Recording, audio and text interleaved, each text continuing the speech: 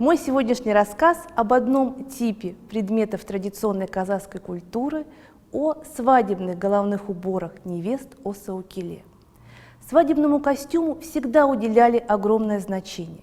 В этом костюме девушка покидала родной дом и уходила в дом своего будущего супруга. Именно в момент свадьбы на девушку надевали максимальное количество украшений, и каждое украшение имело свое символическое значение.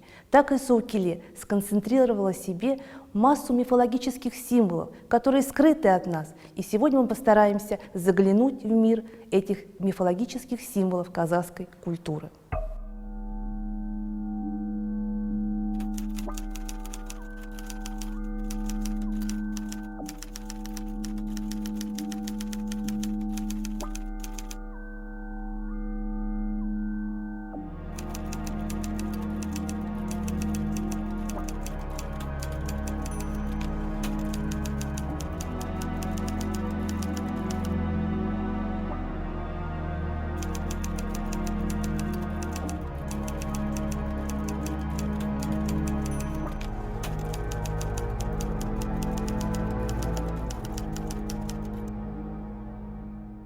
Культура любого народа уникальна. Уникальны предметы декоративно-прикладного искусства, образцы устного народного творчества и во многом самобытные обычаи и обряды.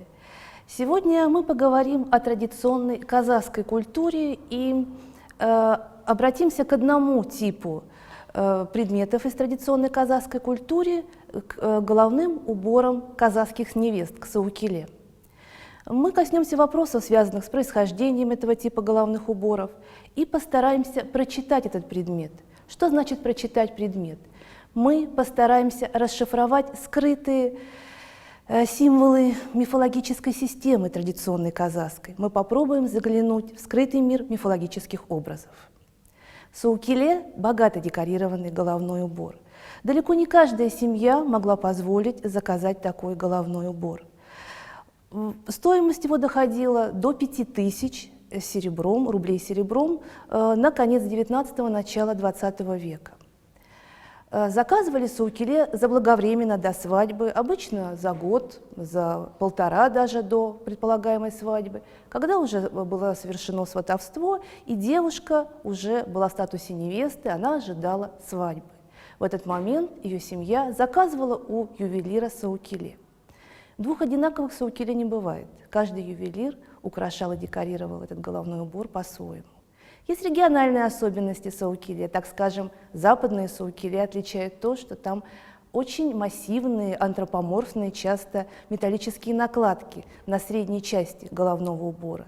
В южных саукиле, наоборот, большее внимание уделяли текстильным элементам декора. И тем не менее, в саукиле всегда есть некие универсальные моменты и конструкции, и декора, которые повторялись из раза в раз. В первую очередь всегда обращает на себя внимание конусообразная и высокая форма головного убора. Такие головные уборы могли доходить в высоту до 70 сантиметров. Делали их обычно из белого войлока, это достаточно хороший материал, это вещь дорогая, и обшивали сверху сукном, бархатом или шелком, но обязательно красного цвета. Почему красного цвета? Красный цвет – это всегда символ плодородия. Это знак женщины, находящейся на пике своего фертильного возраста. Это пожелание многодетности молодой невесте.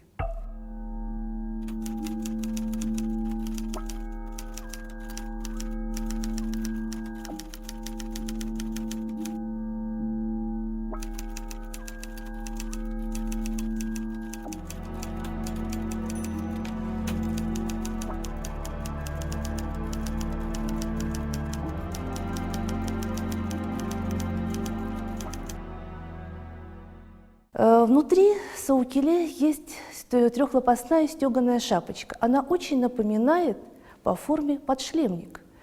И на этот момент мы обратим внимание, вернемся к нему чуть попозже.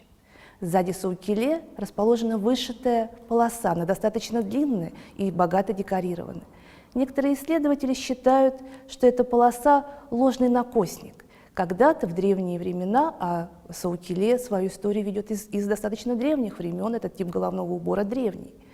Женщины убирали после того, как выходили замуж, должны были убирать волосы и прятать их от посторонних. Если девушка ходит с распущенными волосами или с косами, то после замужества волосы она старается убирать и прятать. Просто со временем этот накосник перешел в такую форму ложного уже теперь накосника, вышитую полосу.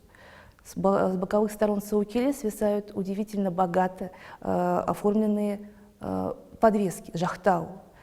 Здесь мы всегда находим и коралловые нити, и бисер, и жемчуг, и стеклянные бусины. Сзади в саукиле мы видим платок, желек. Это покрывало, которое закрывало плечи невесты, а иногда и лицо. Как я уже говорила, саукиле имеет удивительную форму и не характерную достаточно для культуры многих народов. Это конусообразная форма, и в чем-то она напоминает нам парадные шлемы. С чем же связана такая форма головного убора, и почему девушка носила головной убор, так напоминающий мужской военный головной убор-шлем? Кроме того, в женском костюме есть еще одна деталь – распашная юбка бельдемчик. Правда, эту юбку одевала женщина уже замужняя. Юбка. Форма такой распашной юбки тоже характерна для костюма воинов. И эпические тексты нам говорят, что тюркский военный костюм именно включал тоже такую мужскую распашную юбку. У нас есть письменные археологические источники, которые говорят о том, что вот эти островерхние и конической формы головные уборы были характерны для скифо-сарматского времени. У нас есть изображения высоких мужских головных уборов, которые по форме очень напоминают саукиле. Опять же, это мужские головные уборы. Вспомним захоронение, хорошо всем известное захоронение золотого человека в кургане Исык. Это 4-5 века до нашей эры, кулах. Это высокий конусообразный головной убор, который имеет он богато декорирован золотыми накладками и имеет трехчастную, как и саукиле, структуру декорирования. Мы не будем вдаваться в подробности археологической специфики изучения этого памятника и антропологического. Тем не менее, следует упомянуть, что ряд исследователей считает, что погребенный в кургане Исык – это женщина, которая одета в парадный костюм воина.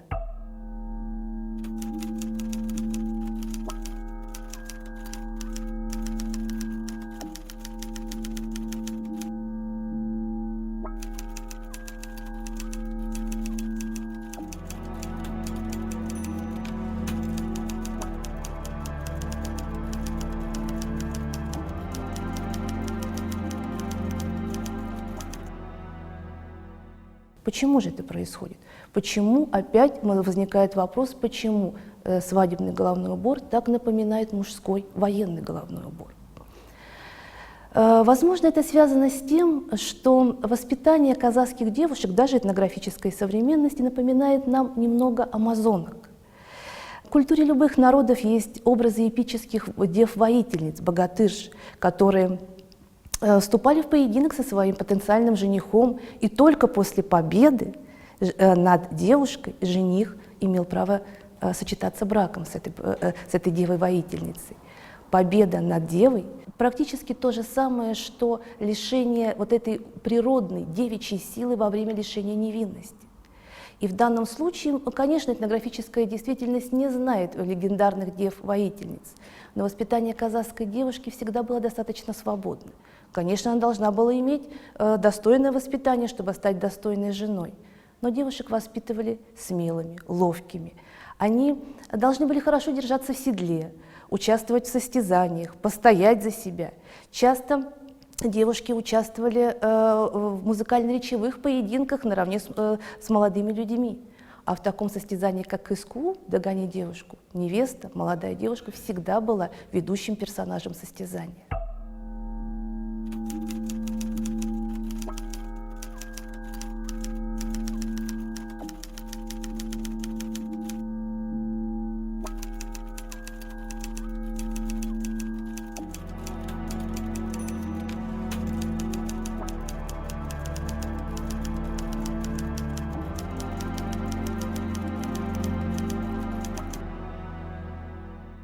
И вот этот отголосок амазонства и свободы поведения девушки, он завершается с момента брака. Именно в момент брака девушка лишается этой свободы. Она становится покладистой, уважающей старший келин, невесткой. И она уже соблюдает ряд запретов. Запретов вербального характера, запретов поведения. И недостаточно жесткие эти запреты, они длятся, как правило, вот наиболее жесткие запреты длятся где-то около года, до рождения первого ребенка. Девушка в течение первого года, уже молодуха, уже молодая женщина, по традиции должна родить первенца. Бездетность всегда воспринималась казахами как большое горе. Что такое бездетность? Это окончание рода. Для того, чтобы продолжить вот эту линию поколений, женщина должна принести в этот мир новую жизнь, принести новую душу, родить ребенка.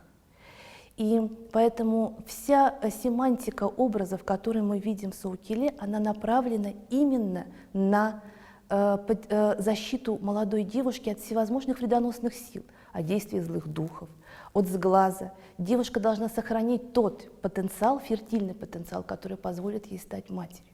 И реализовав это свое предназначение, она уже приобретает более высокий статус в семье, конечно. Обратим внимание на декорирование головных уборов в Саукиле. Орнаментальная композиция имеет 3 части. Верхний мир обязательно маркируется верхняя часть головного убора, навершие. Это связано, видимо, с тем, что в традиционных представлениях казахов голова, как и печень, была местом сосредоточения жизненной силы, кут. Именно через макушку богиня Умай, тюркская богиня Умай, покровительница детей и женщин, посылала душу нерожденного ребенка молодой женщине. Это мир верхний, это мир, который населяется духами, населяется богами. Следующая часть орнаментальной композиции – это серединный мир, мир, населенный людьми. Особенно ярко мы видим это на западно-казахстанских Саукиле, когда орнаментальные пластины напоминают нам фигуры женщин, фигуры рожающих женщин. Некоторые исследователи считают, что это изображение богини Умай, как связующего звена между поколениями, как защитница женщин. Нижний мир в Саукиле всегда будет оформлен мехом животных, связанных с водной стихией. Это меховая полоска, мех бобра или выдры. Правда, в поздних Саукиле уже встречается и мех лисы. Так что же такое эти 3 мира? Это в первую очередь конструирование Вселенной. Гармония всех 3 миров дает возможность защиты молодой девушки от всего плохого, что может с ней случиться. Саукиле носили в течение года, до рождения первого ребенка. Только после рождения первенца женщина одевала на себя головной убор замужней женщины. Только тогда ей позволялось это сделать. Если случилось так, что у женщины нет ребенка, конечно, при достижении определенного возраста ей позволялось одеть кимишек, головной убор замужних женщин. Но это была, как я уже сказала, беда и трагедия всей семьи.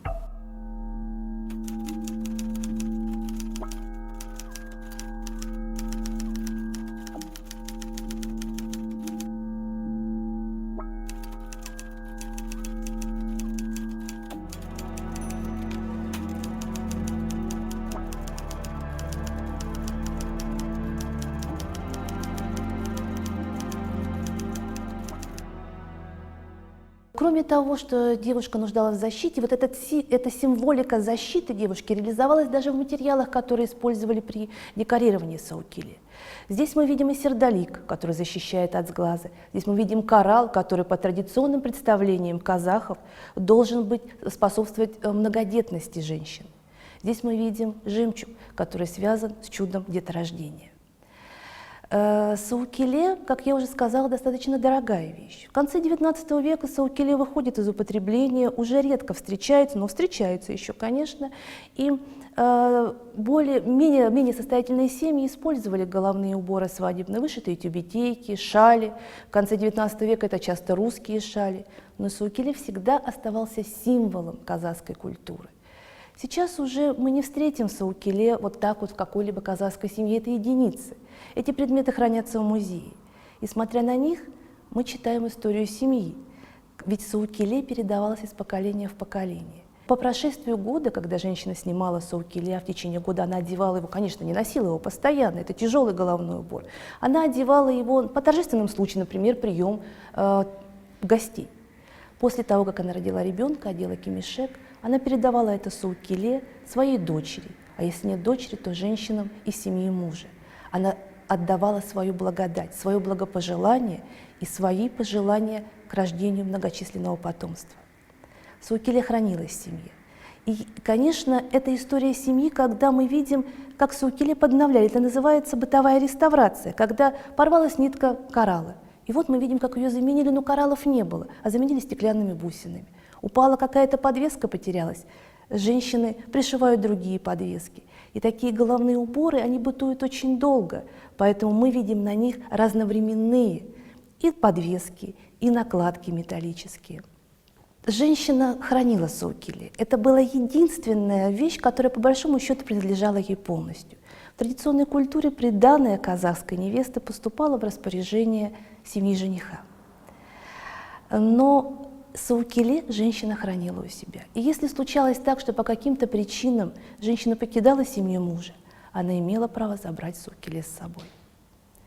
Но вернемся в 21 век.